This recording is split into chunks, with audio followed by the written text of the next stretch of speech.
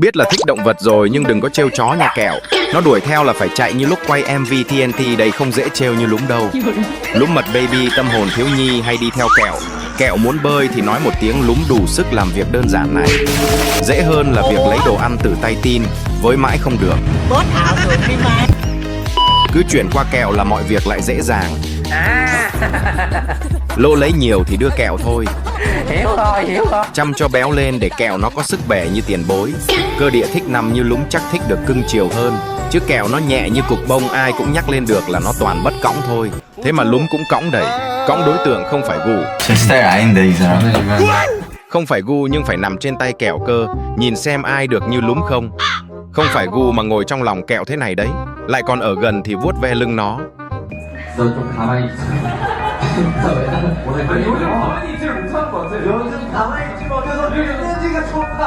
Hai anh thì biết cái gì. Có nhìn từ đằng sau như kẹo đâu mà biết. Kẹo nó từng bảo rồi. 오, 섹시한데? 오야, 섹시한데? Không trách kẹo đâu. Lúm nó thua đát kỷ mỗi cái tên thôi. Suốt ngày quyến rũ người ta. Kẹo giang tay ra còn Lúm thì cười như này, rồi ngả về phía kẹo. Người ta đang nói kéo vai người ta làm cái gì. Thế Lúm cũng nên để kẹo đặt tay lên vai một tí nhá.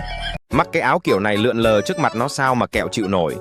Phỏng vấn thôi, có cần một kèm một như vậy không? Sợ kẹo bị bay ra khỏi khung hình hạ Lúm.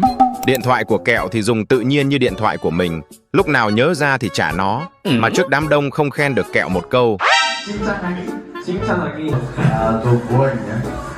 Hay tai kẹo nằm vai run quá nên ngôn từ không kịp sắp xếp, phải đi hỏi mọi người.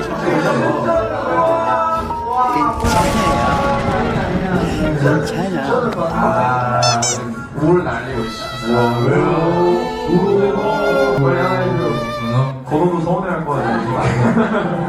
너무 서운하냐고. 너무 서운하냐고. 요즘 좀 스타일이 좋은 것 같아요. 굉장히 잘 입고 있어요. 거짓말. 이제 와서 거짓말. 진짜로. 나 요즘 아무것도 안 입고 다니고. 무슨 소리야? 아니야. 너 새로 샀잖아 최근에. 뭐 샀어? 그 반팔. 반팔? 아, 그거 좋았어? 그거 좋았어. 와. Đầy kẹo cũng dễ tính hay tự rồi tự mình dỗ bản thân. Như vậy lúc sau mới được ôm Lúm chứ. Không phải ôm cho có đâu. Anh thấy ôm hạnh phúc lắm. Rồi vỗ vỗ bụng Lúm làm cái gì vậy kẹo? Uống sữa còn bị làm phiền thì làm gì có bụng sữa mà vỗ vỗ. Uống miệng nước thôi cũng ra cho Lúm nữa. Thấy Lúm uống nước lọc hơi nhật vị nên ra đứng trước mặt Lúm trộn ngọt hơn hay gì. Bên dưới khán đài phụ huynh ngồi tâm sự. Ở trên sân khấu anh tưởng đâu kẹo nó cầu hôn. 제 스타일 아닌데 이 사람. Tình hình là Lúm chịu trách nhiệm với kẹo đi. Kẹo không chịu đâu đấy. Kẹo đuổi theo bật đèn đấy. Cái tội cứ thích đi sát nhau. Lần này kẹo bị thương không có đà. Nên cái tình huống va chạm này Lúm chịu trách nhiệm đi. Tí thì thiếu răng rồi đấy. Mà không rút kinh nghiệm cứ đi gần vào có ngày răng môi chầm nhau lại hỏi tại sao. Tại sao? Trước mặt các anh thì mạnh mẽ lắm. Mà không ai nhìn thì như con đuông dựa là sao vậy Lúm? Đánh không lại đi quyến rũ đối thủ à? Áo anh trai thì đem đi cắt. Áo kẹo thì ngồi theo thùa. Mấy vá rồi đi khỏe.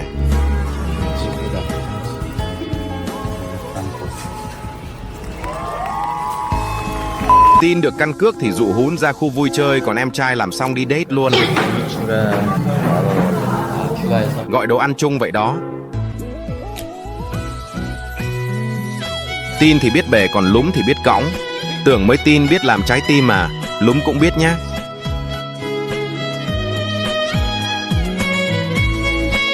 Trẻ tuổi kẹo nó tấn công tốc độ cao, nhưng nó biết phanh còn Tin ơi. Cốc chè của kẹo Tin ơi. Oh my dream.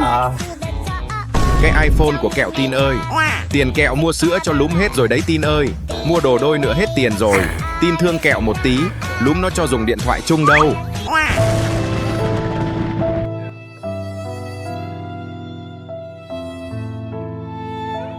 Rồi, tôi hiểu rồi. Mấy người đâu còn thương tôi nữa đâu.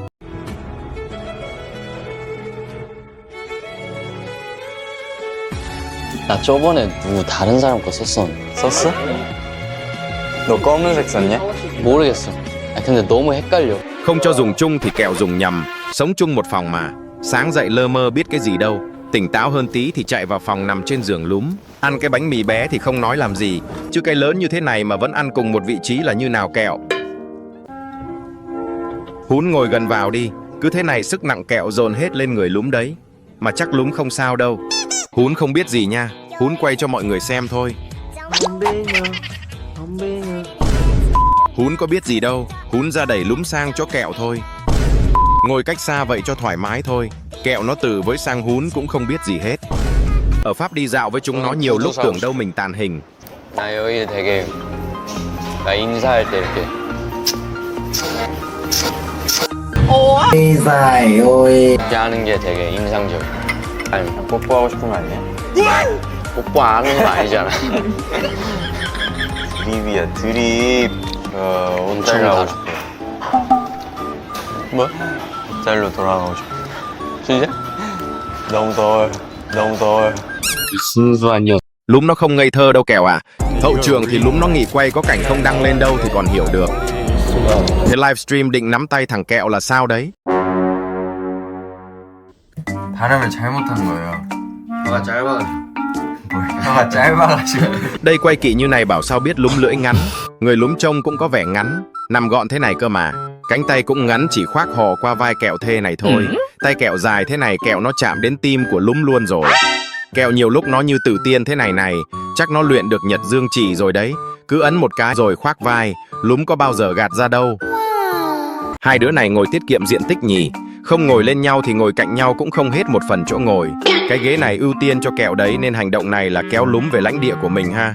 Hồi trước Lúm khen Kẹo đổi cái mũ kiểu này đẹp. 난 베레모가 좋아. Hôm nay Lúm có cái mũ kiểu này này. Rồi thế nào nó lại trên đầu Kẹo rồi. Cái tay hai đứa này có sự kết nối mà. Nên tay Kẹo bị thương mà muốn tạo dáng tay Hải thì có Lúm đằng sau làm hộ rồi. Kẹo nó là công khai chứ nó có lén lút chụp chung với crush đâu. Đăng tầm chụp hậu trường lên rồi Lúm đăng thành quả mà. Anh thấy đồ tự tin là không ai qua được hai đứa đâu. Chị bạn như bậc thầy luôn. Nhân lúc Lúm đi vắng Kẹo nó học đánh trước để tí thể hiện đấy. Đánh bay đất luôn. Nhưng trước mặt Lúm thì bệnh sĩ lại nổi lên. Để tố chỉ cho nhé. Kẹo nó nằm rất vững lý thuyết luôn đấy. Chị bạn như bậc thầy luôn. Đứa dám chỉ đua dám học có khi làm sân cổ thành sân chọc luôn quá. Lúm tin thằng Kẹo vừa thôi. Có ngày nó dùng cái gắng tay này khóa lại nó bể đi đâu thì chạy bằng niềm tin nha.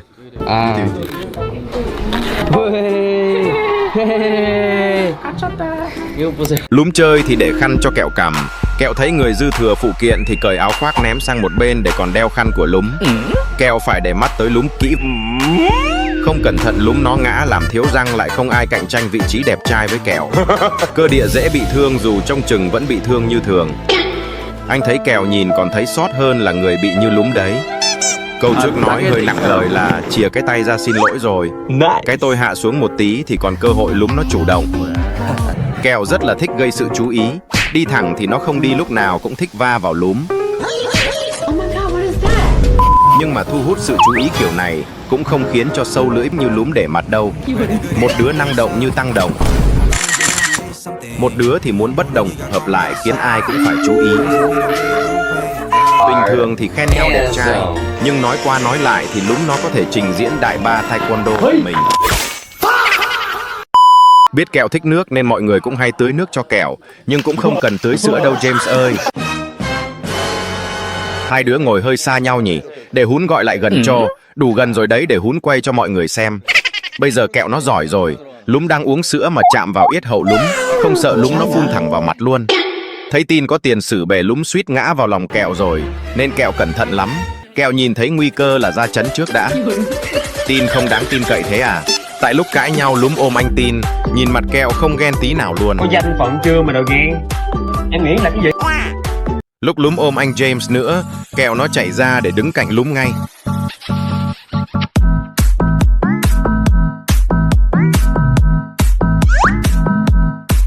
Thế Kẹo có chiếm hữu không? Không cần nghĩ cũng biết khả năng Kẹo chạy sang đỉnh đầy Lúm là 0%. Thế nó chạy sang làm gì? Lúm nó giật mình, nó hay giật ra sau lắm. Kẹo nó ở sau thì vào lòng Kẹo chứ còn ai. Lúm định nhảy xuống khán giả, Kẹo nó còn níu kéo lại cơ mà. Bây giờ thấy chúng nó ngày nào cũng khoác vải như này mọi người sẽ coi là chuyện bình thường. Rồi có ngày chúng nó chuyển qua ôm eo cho mọi người xem. Nếu thấy hay thì like, đăng ký kênh và share cho mọi người cùng xem giúp anh nhé các tình yêu.